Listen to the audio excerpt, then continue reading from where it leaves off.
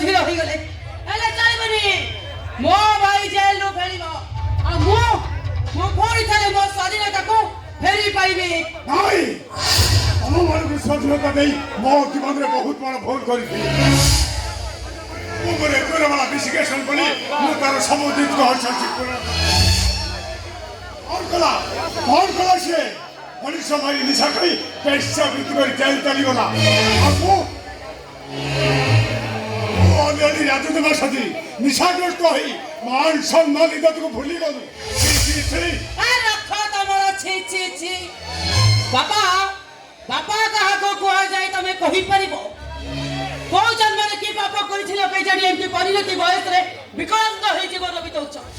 ନିଜ ସମ୍ପତ୍ତି ନିଜ ପିଲାମାନଙ୍କ ନାଁରେ କରିବାର ପରିବର୍ତ୍ତେ ଏମିତି ଗୋଟେ ମଣିଷ ନାଁରେ କଲ। ନା ତାର ଯୋଗ୍ୟତା ଅଛି ନା ତାର ଗାରିମା ଅଛି। ଯିଏ ଘର ଚାକର ସିଏ ଆଜି ଏ ଘର ମାଲିକ ଆଉ ଜଣେ ହେଉଛି ମୋ ସମୁଦୁଳି। ଆଚ୍ଛା ମୋ ଚୈତ୍ର ଭାଇର ଶାଶୁ ତା ଧର୍ମ ପତ୍ନୀର ବୋଉ। ବାପା ବାପା ବାପା ପ୍ଲିଜ ପ୍ଲିଜ ପ୍ଲିଜ ଆଉ ଥରେ କହୁନ ପ୍ଲିଜ ପ୍ଲିଜ।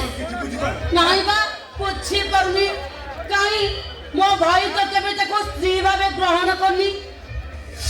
କଣ ତମ ମନକୁ ଆରେ ଇଚ୍ଛା ଅନିଚ୍ଛା ତମର ଏ ଘରେ ଚଳିବନି। ଯଦି ଏ ଘରେ ତମମାନେ ରହିବାକୁ ଇଚ୍ଛା ତାହେଲେ ମୋ ପୁଅ ଚାନ୍ଦ ଆଉ ସମୁଦ୍ର କଥା ମାନେ ରହିବା ପାଇଁ ବାଧ୍ୟ।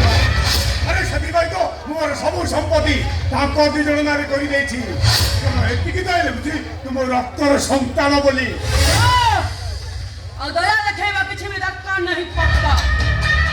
ଆରେ ତମକୁ ଲାଷ୍ଟ ୱାର୍ନିଂ ଦଉଛି ଯଦି ମୋ ସମ୍ମାନ ଉପରେ ଟିକେ ବି ଛିଟ ପଡେ ତାହେଲେ ମୁଁ ଭୁଲି ଯିବି ତମେ ମୋ ପପ୍ପା ବୋଲି। ଆରେ ମାନସୀ କଣ କରିବ ନିଜ ଆଖିରେ ଦେଖି ନବ। କଣ କରିପାରିବୁ ଦେଖିବାକୁ ଚାହୁଁଛ ପପ୍ପା?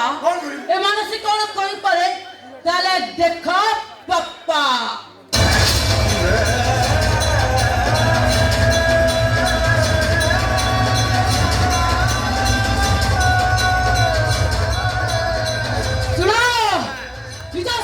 ଅନ୍ୟମାନଙ୍କ ନାଁରେ ଦାନ କରି ତମ ନିଜ ପିଲାମାନଙ୍କୁ ଗୋଟେ ମଣିଷରୁ ଚଣ୍ଡାଳ ସଜାଇ ଦେଇଛ। ତମେ ମଲେ କି ବଞ୍ଚିଲେ ଆମର କିଛି ଚାଏସ୍ ନାହିଁ କାହିଁକି ନା ତମେ ଦରିଦ୍ର ହେଇଯାଇଛ ଆଉ ଆମକୁ ଦରିଦ୍ର କରିସାରିଛ।